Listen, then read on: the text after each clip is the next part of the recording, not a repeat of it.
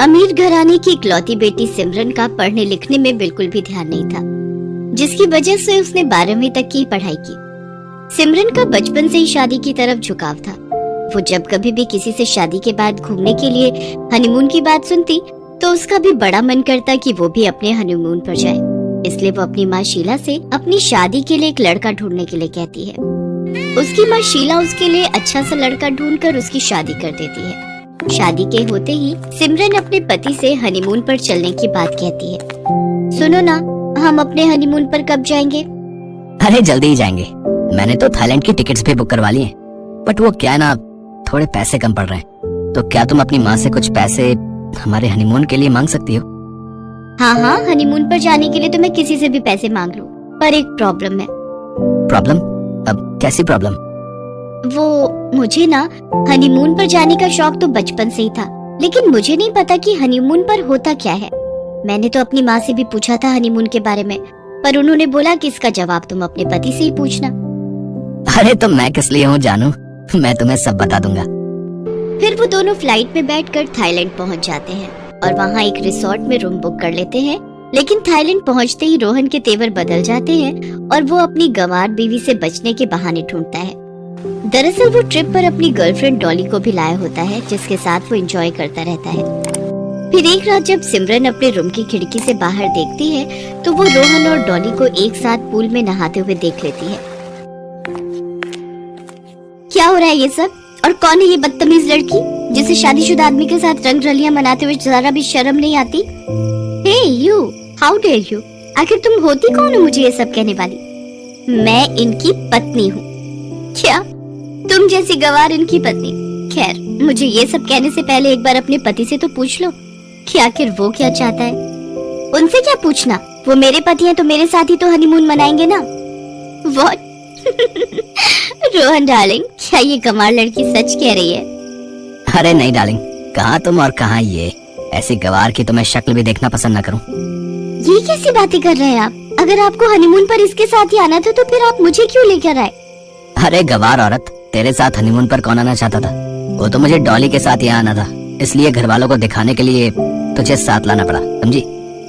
अगर मैं जाहिल गवार हूँ तो फिर मुझसे शादी ही क्यों की? तुझसे शादी तो मैंने पैसों के लिए की है, वरना तुझ जैसी जाहिल गवार बीवी को रखेगा ही कौन? अच्छा, तो ये बात है। अब मैं देखती हूँ कि तुम मेरी प्रॉपर्टी में से चवन्नी भी कैसे लेते हो। मैं चली अपने सारे पैसे लेकर इंडिया वापस। तुम सड़ते रहो यहीं अपनी इस गर्लफ्रेंड के साथ। इसके बाद सिमरन अपने सारे पैसे लेकर इंडिया वापस चली जाती है। रोहन को वहीं अकेला छोड़ देती है। रोहन के पास पैसे न देखकर डॉली भी उसे छोड़कर चली जाती है और वो भी अकेले ही इंडिया लौट आती है। इंडिया वापस आते ही सिमरन सबसे पहले अपनी पढ़ाई पूरी करती है और फिर धीरे धीरे खुद का मेकओवर करवाकर मॉडर्न लुक में बदल जाती है। सभी लड़के उसकी खूबसूरती के दीवाने हुए फिरते हैं। उन्हीं दीवानों में से एक था आरव। वो सिमरन को बहुत पसंद करने लगता है और उसके ऑफिस का पता लगाकर किसी न किसी बहाने से बार बार वहाँ आने की कोशिश करता है। फिर एक दिन वो सिमरन को अपने दिल की बात बता ही देता है। सिमरन, मैंने जब से आपको देखा है तब से हर पल बस आपका ही ख्याल रहता है। पता नहीं कब, लेकिन मुझे आपसे प्यार हो गया है और अब तो नौबत यहाँ तक आ गई है कि मैं आपके बिना नहीं रह सकता। उसके चेहरे की मासूमियत देखकर और उसकी आंखों में अपने लिए प्यार देखकर सिमरन कहती है, मैं तुम्हें अभी हाँ भी नहीं कर रही हूँ और ना भी नहीं। पहले मैं तुम्हें जानना पहचानना चाहती हूँ, उसके बाद ही किसी नतीजे पर पहुँचूंगी। जैसी तुम्हारी मर्जी। इसके बाद वो दोनों रोजाना मिलने लगे और सिमरन को भी धीरे धीरे उससे प्यार हो गया और तकरीबन 2 महीनों बाद वो एक दूसरे से शादी के बंधन में बंध गए। और एक बार फिर सिमरन अपने हनीमून के लिए थाईलैंड के उसी 5 स्टार रिसोर्ट को चुनती है जहां वो अपने पहले पति को छोड़कर आई थी। शाम को तैयार होकर वो दोनों डिनर डेट के लिए बीच पर जाते हैं। मिनी स्कर्ट में सिमरन बेहद ही हॉट लग रही थी। वो दोनों कैंडल लाइट डिनर करते हैं और शाम को जब वापस होटल आ रहे होते हैं तो जोरों की बारिश होने लगती है, जिसमें वो दोनों पूरी तरह भीग जाते हैं। भीगी हुई सिमरन उस मिनी स्कर्ट के साथ और भी हॉट लग रही थी। बीच से रिसोर्ट काफी पास था। दोनों रिसोर्ट की ओर जा ही रहे होते हैं कि तभी सिमरन की सैंडल टूट जाती है और आरव झट से उसे अपनी गोद में उठा लेता है और रिसोर्ट की तरफ जाने लगता है कि तभी उस रिसोर्ट से एक वेटर भागता हुआ आता है और सिमरन से कहने लगता है, मुझे माफ कर दो सिमरन, मुझे माफ कर दो, प्लीज मुझे इंडिया वापस भेज दो। वो वेटर और कोई नहीं बल्कि सिमरन का पहला पति रोहन होता है। आरव सिमरन को नीचे उतार कर रोहन से कहता है, कौन हो तुम और ये क्या बदतमीजी है? ओह, तो तुम अभी तक यहीं सड़ रहे हो। चलो अच्छा है, अब तक तो तुम्हें अच्छे से गंवार और पढ़े लिखे में फर्क समझ आ गया होगा। मुझे माफ कर दो सिमरन, और प्लीज मुझे इंडिया वापस जाने के लिए पैसे दे दो। देखो यहाँ मेरी हालत क्या हो गई है। ये सब क्या हो रहा है, कोई मुझे बताएगा? इसके बाद सिमरन आरव को सारी बात बताती है, जिसे सुनकर आरव बहुत गुस्सा होता है। इतनी बड़ी बात तुमने मुझसे क्यों छिपाई सिमरन? मुझे माफ कर दो आरव, एक्चुअली मैं अपना बीता हुआ कल भूलना चाहती थी और मैं नहीं चाहती थी कि मेरे बीते हुए कल की परछाई मेरे आज पर पड़े। लेकिन अच्छा ही हुआ जो आज तुम्हें सारी सच्चाई पता चल गई और तुम रोहन के बच्चे दफा हो जाओ यहाँ से। मुझे कुछ पैसे दे दो सिमरन, ताकि मैं वापस अपने देश जा सकूं। भाई साहब आप समझाइए ना इसे। ये लो पैसे और निकल जाओ यहाँ से। रोहन वहाँ से चला जाता है। इसके बाद सिमरन आरव से माफी मांगती है। प्लीज आरव, मुझे माफ कर दो, अब तुम मुझे छोड़कर मत जाना।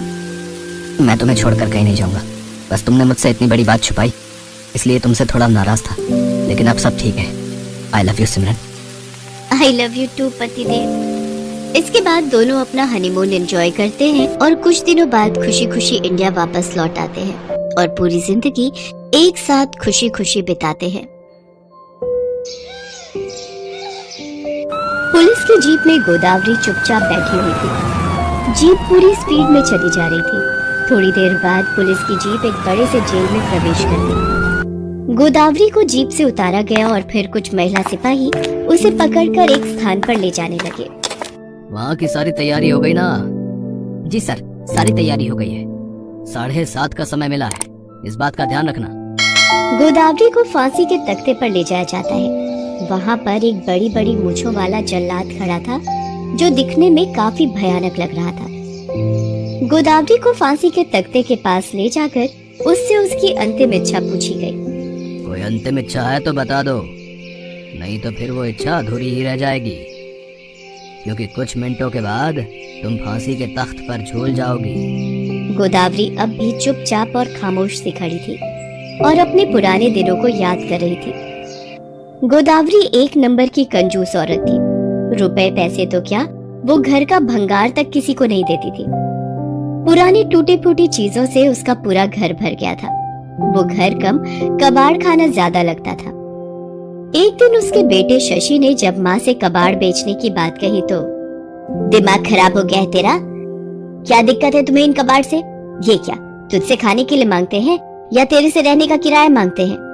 नहीं माँ, ऐसा तो कुछ नहीं है, लेकिन इस तरह कबाड़ कौन रखता है, वो भी घर में? मैं रखती हूँ। क्या करेगा तू? बोल क्या करेगा? मुझे घर से बाहर निकाल देगा? कान खोलकर सुन ले, ये घर अभी भी मेरे नाम पर है, इसलिए यहाँ मेरी मर्जी चलेगी, समझा? और मैं जानती हूँ कि तुम्हें अचानक से इस कबाड़ का ख्याल कैसे आ गया। जरूर सुगंधा ने तेरे कान भरे होंगे। 6 महीने आए हुए नहीं हुए हैं उसे और घर के मामलों में टांग अड़ाने लगी है। रुको मैं बताती हूँ उसे। गुस्से में गोदावरी ने अपनी बहू सुगंधा को बुलाया और उसे भला बुरा कहने लगी। क्या समझती है तू? हाँ, क्या समझती है? ये मेरा घर है, मेरा, जो चाहे मैं वो करूंगी। अगर तुझे खुजली मची है तो निकल जा मेरे घर से। पर माँ जी, मैंने तो किसी को कुछ नहीं कहा है। देख, ये सीधेपन का नाटक किसी और को दिखाना, तू मेरे सामने तो ये सब नहीं चलेगा, समझी? गोदावरी को अपनी बहू से बहुत चिढ़ रहती थी। वो उसे बिल्कुल भी पसंद नहीं करती थी और इसकी शुरुआत शादी के 1 सप्ताह के बाद ही हो गई थी। उस दिन दोपहर का समय था। गोदावरी टीवी देख रही थी। सुगंधा किचन में रोटी बना रही थी। तभी उसे गाय के रंभाने की आवाज आई। उसने खिड़की से झांक कर देखा तो उसे अपने दरवाजे पर गाय दिखाई दी। अरे, गौ माता आई है दरवाजे पर, लगता है इन्हें भूख लगी है। सुगंधा ने कुछ रोटियां ली और गौ माता को देने के लिए बाहर निकल गई। वो गाय को रोटी देने ही वाली थी कि गोदावरी पीछे से चीखती हुई आई। बहू, ये क्या कर रही हो? माँ जी, ये देखिए ना, गौ माता बहुत देर से दरवाजे पर खड़ी रंभा रही हैं। इन्हें जरूर भूख लगी होगी, इसलिए मैं इन्हें ये रोटी देने आ गई। किससे पूछकर रोटी देने आ गई? रोटी क्या मुफ्त की आती है? माँ जी, गौ माता को खिलाना तो पुण्य का काम होता है। ठीक है, तू पुण्य कमा, तू अपने हिस्से की रोटी इसे दे दे और इसे चलता कर। आज तुझे भी एक रोटी खाने को नहीं मिलेगी। मजाक बना रखा है तुमने। गाय को दे दो, कुत्ते को दे दो, इसको दे दो, उसको दे दो, ऐसे में तो तू पूरा घर ही लुटा देगी। सुगंधा ने पहली बार अपनी सास का ऐसा रूप देखा। वो अंदर तक सिहर गई। फिर तो हर दिन उसे किसी न किसी चीज के लिए टोका जाता। अरे क्या कर रही है तू? कितना नमक डाल रही है? माँ जी सब्जी के अनुसार डाल रही हूँ। तू मुझे मत सिखा। इस हिसाब से चीजें खर्च करेगी तो महीने का राशन 2 बार लाना पड़ेगा। कौन देगा उसके पैसे? तेरा बाप? हाँ बोल, अपने बाप को बोल देगा वो पैसे। अपने पिता के लिए अपमान भरी बातें सुनकर सुगंधा की आंखों में आंसू आ गए। एक दिन की बात है, दोपहर का ही समय था। सुगंधा की तबीयत थोड़ी ठीक नहीं लग रही थी तो उसे झपकी आ गई। उस दिन उसकी गलती से किचन का दरवाजा खुला रह गया था, जिसके कारण एक बिल्ली किचन में घुस गई और वो दूध पी गई। अचानक सुगंधा की नींद खुल गई और उसे दूध की याद आ गई और वो भागी भागी किचन में पहुंची, लेकिन वहां पहले से ही गोदावरी मौजूद थी। अरे तेरा दिमाग खराब है क्या? क्यों मेरा घर लुटाने पर लगी है? जरा सा ध्यान नहीं रख सकती तू चीजों का? माँ जी थोड़ी तबीयत ठीक नहीं लग रही थी तो आंख लग गई। आंख लग गई ठीक है, तेरे चलते दूध का जो नुकसान हुआ है वो भरेगा कौन? तू ही ना। आज से तेरा दूध बंद। एक बूंद भी दूध तुझे नहीं मिलेगा। कभी दूध बंद तो कभी रोटी तो कभी कुछ और। एक समय तो ऐसा आ गया कि सुगंधा को खाना मिलना तक बंद हो गया। धीरे धीरे उसका शरीर गिरने लगा, वो कमजोर होने लगी। एक दिन वो चक्कर खाकर किचन में ही गिर गई। उस समय वो बेचारी चावल का मांड निकाल रही थी। चक्कर आने के कारण पूरा गरम मांड उसके ऊपर गिर गया और वो बुरी तरह जल गई। आह माँ जी! सुगंधा की चीख की आवाज सुनकर गोदावरी रसोई में गई और वहां देखा कि सुगंधा बेहोश पड़ी है। लेकिन गोदावरी को इस बात की चिंता नहीं थी कि उसकी बहू बेहोश है और गिर गई है। उसे तो चिंता थी कि सारा का सारा चावल जमीन पर गिर गया था। हे भगवान, किस जन्म का बदला निकाल रही है ये सुगंधा मुझसे। इसका इलाज मुझे करना ही होगा, नहीं तो इसके चलते मैं सड़क पर आ जाऊंगी। ये संयोग था या सुगंधा की किस्मत? उस समय शशि किसी काम से घर आया था। उसने सुगंधा को उस बुरी स्थिति में देखा तो उसे लेकर तुरंत अस्पताल भागा। आप बिल्कुल सही समय पर इन्हें लेकर आ गए हैं, नहीं तो इन्हें कुछ भी हो सकता था। डॉक्टरों ने सुगंधा का इलाज शुरू किया। 2-3 दिनों में सुगंधा की स्थिति में सुधार होने लगा। देखिए, आपकी पत्नी की स्थिति अब ठीक है, लेकिन मुझे आपसे एक बात पूछनी थी। जी डॉक्टर साहब कहिए ना। आपकी पत्नी खाना ठीक से नहीं खाती हैं क्या? ऐसा तो नहीं है डॉक्टर साहब।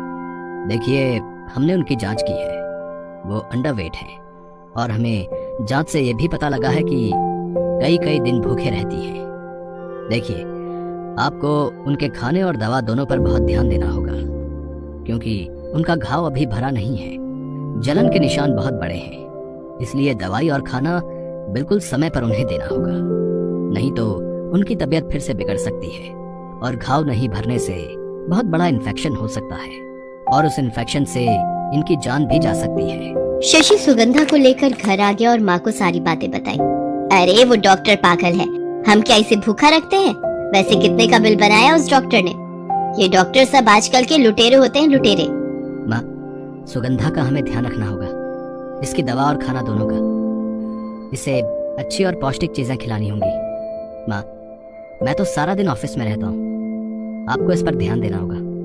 अरे ये भी कोई बोलने वाली बात है? मैं हूँ ना, मैं रखूंगी हर चीज का ध्यान, तू फिक्र मत कर। गोदावरी ने शशि को तो कह दिया कि वो सुगंधा का ध्यान रखेगी, लेकिन मन ही मन। अच्छा खाना खिलाओ, दवा खिलाओ, यहाँ पैसे पेड़ पर लगते हैं क्या? गोदावरी ना तो सुगंधा को ठीक से खाना देती और ना ही दवा। सुगंधा की तबीयत एक बार फिर से खराब होने लगी और उसकी हालत बहुत गंभीर हो गई। उसे अस्पताल में फिर से भर्ती किया गया, लेकिन सुगंधा की जान नहीं बच सकी।